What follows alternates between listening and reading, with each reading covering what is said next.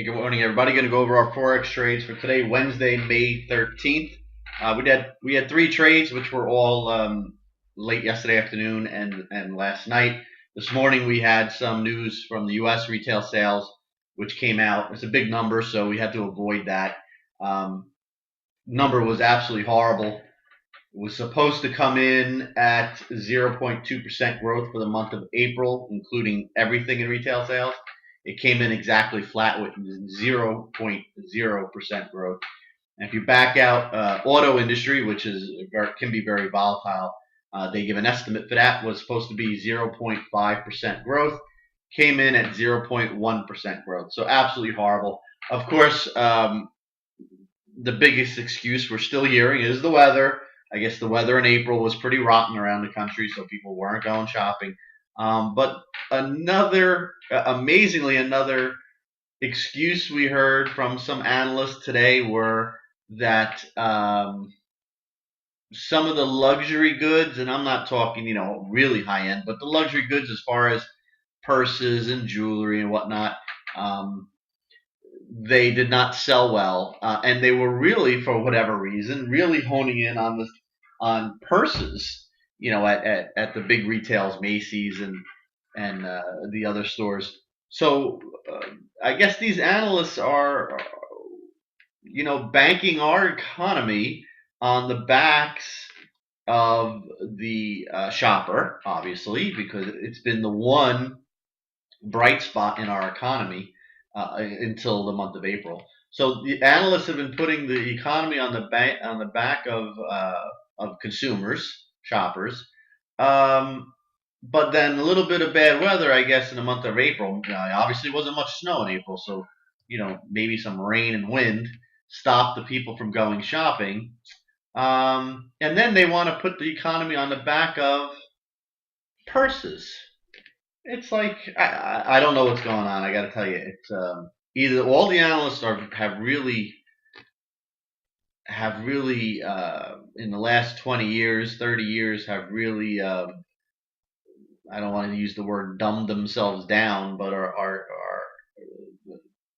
losing their intelligence, or coming out of, or they're coming out of these big Ivy League schools. Then they're not very educated, or they're just trying to pull the wool over everybody's eyes. Who knows? But it just doesn't. It's not adding up to us at all. Why don't they just come out and say, look, consumers aren't spending because the economy's weak, because the average person with a part-time job is 34 years old, because the average person coming out of college can't find a job and living home with mommy and daddy, because there's no wage growth in the economy. There's no wage growth for the people that are working. Why don't they come out and say unemployment's really not 5.4%? Unemployment is more like 13-14% in this country. People that segue into retirement or inherited money from an aunt or uncle or grandparent or parent really didn't inherit money, really didn't segue into retirement. They're struggling. That's what I want to hear from analysts, but no one has the guts to go out there and say it for whatever reason, beyond me. Well, let's get to our trades. So we had three trades. By the way, we still have the two correlation trades: the Australian dollar, New Zealand dollar to Australian dollar, US dollar, and also the other correlation trade of pound US dollar to New Zealand US dollar. We've been down in it. We got to basically flat this morning after retail sales, and back we're down a little bit. We were down much more, but we're back to down a little bit to flat. But again, we're not worried, because correlation trades, the odds are in your favor. They're going to come in. We don't even have full positions on yet. They didn't go against us enough to pull it on full position. So would just be nice to get positive in a big enough manner where we could just liquidate the positions and move on. But this happens with correlation trade. You could be in them for hours. You could be in them for days. You could be in them for weeks. So far, it's been a few days. So we'll see. We did have three trades, though. Two of them in euro to yen and one in Australian dollar, Japanese yen. The euro to yen, first one you're looking at here is a long 134.830. We had 20% of our normal size. we tried to be patient. We tried to see if, because since we only had 20% of normal size, we wanted to see if it got through that figure of 135, it could bust up. But at the same time, we said, well, if it comes back down to fail and come back down under 135, we'll liquidate. So it busted up to about 135, 12, 13 on the bid side, and then finally came back down.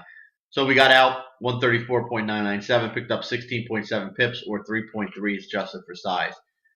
This was yesterday late morning, early afternoon. Then we had a short signal to go short 134.626. This one we had 30% of our normal size. We covered just ahead of the half figure of 134.50, figuring it might try to hold it. It took about a half an hour or so. An hour later, it busted through it. But we'll take the 9.1, book it, equivalent to 2.8 pips. And then the last trade was a signal that came out last night, but we didn't get into position until we were not watching it anymore. So we set our order to buy if it broke above 96.15. We ended up getting filled 96.151 while we were sleeping. We had our stop in place. We had 30% of our normal size. We come in the office early this morning and we see it's at 96.30, 31 in that area. So we liquidated, picked up 15.5 pips or 4.6 pips adjusted for size. And then you can see this big spike up is the retail sales number, and it ran all the way up to 96.75. We're calling for it to run to close to the figure of 97, so we'll see what happens there. But we're out of it, so if you're still holding it, you got a nice little uptrend moving here. As long as it sustains that uptrend, there's no reason really to get out unless you just want to book your profits. So that's it. We're going to wrap it up. If you're still trading now, good luck. If any signals come out, they'll be coming your way. And assuming we get some action tonight or tomorrow, we'll do another video. Have a great rest of your day.